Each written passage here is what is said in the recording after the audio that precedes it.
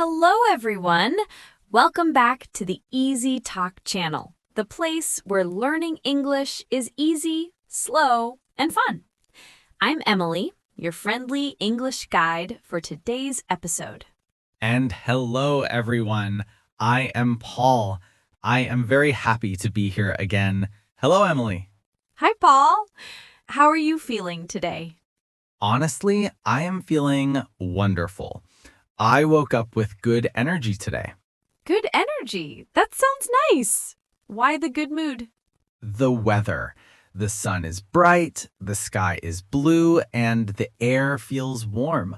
A sunny day always makes me feel cheerful. And you, Emily, how are you? I'm doing great too. Actually, I'm extra excited about today's topic. It's something very important for English learners. Oh, really? A big topic? Now I am curious. What are we talking about? Today's episode is all about training your brain to think in English. Wow, training my brain. Like going to the gym, but for my head? Exactly. A brain gym. No heavy weights, no running, just easy and fun English activities. I like that. My brain is ready for exercise. But before we start, Yes. Before we begin our lesson, everyone listening, please do something for us. yes, please click the like button right now. It helps the video reach more learners. And please subscribe to the Mr. English channel so we can continue making free, easy English lessons for you. And share this episode with your friends or family who are learning English. Sharing is caring. Okay, Paul, let's begin. When you speak English, what is happening in your mind? If I'm honest, I think in my first language. I imagine the word in my language first, then I translate it in my brain, and then I speak the English word. Yes, many students do that. But how does it feel? Slow, very slow. Sometimes I know the English word, but the translation step takes time. My brain feels like it's walking through thick mud. That's a good description. And that is exactly why today's topic is so important. Our goal is to help your brain think directly in English without translation. That sounds fast, natural, smooth. It is, but we must start small. How small? Small sentences. Oh, just small sentences. That sounds easy. Yes, very easy. Not just one word like pen. Instead, say small sentences like, "This is my pen. My pen is blue. I use my pen every day." That makes sense. A small sentence has more meaning. It connects ideas. Exactly. When your brain connects English ideas, your thinking becomes faster. So I should think in little English sentences during the day. Yes. For example, when you wake up in the morning, say in your mind, "I am awake. I want breakfast. I feel tired. I need water." Oh, instead of thinking in my language, I think these small sentences in English. Correct. When you walk, think, "I am walking. The street is busy. The weather is warm. I see a dog." I can do that. This feels simple. And that is the magic. You think small, simple English sentences all day. Your brain slowly starts using English naturally. Let me try right now. I am sitting. I am talking to Emily. I am learning something new. Perfect! You're already training your brain. This feels good. Like small steps, easy steps. Yes. This is tip number 1. Use tiny English sentences during your day. Don't wait for a classroom. Don't wait for a teacher. You can do this everywhere.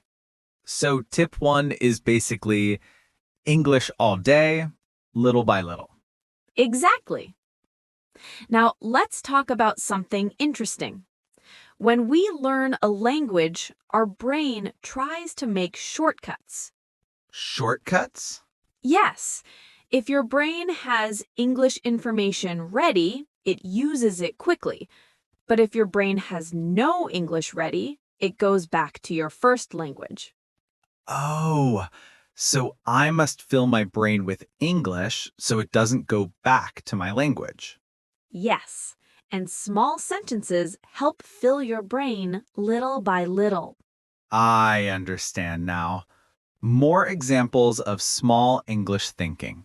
Let's practice more. Imagine you're in the kitchen. Okay, I'm in the kitchen. Now, think small sentences. I open the fridge. The milk is cold. I want eggs. I wash the pan. I cook breakfast. Good. Easy sentences, but they help your brain think in English. It's simple, but it feels powerful. Why small sentences work. Let me explain why this method works. When you think small English sentences, you stop translating, you connect English to your real life, you train your brain slowly but naturally, you hear English in your mind, English becomes automatic. So it's like making English part of my daily life. Exactly. And when English becomes part of your daily life, your brain becomes comfortable with it. Practice more with Paul. Okay, Paul, let's do a little challenge. A challenge. Okay, I'm ready. I will name a place. You must think and say 3 small English sentences about it. Sounds fun. Place number 1, your bedroom. My bed is soft. I open the window.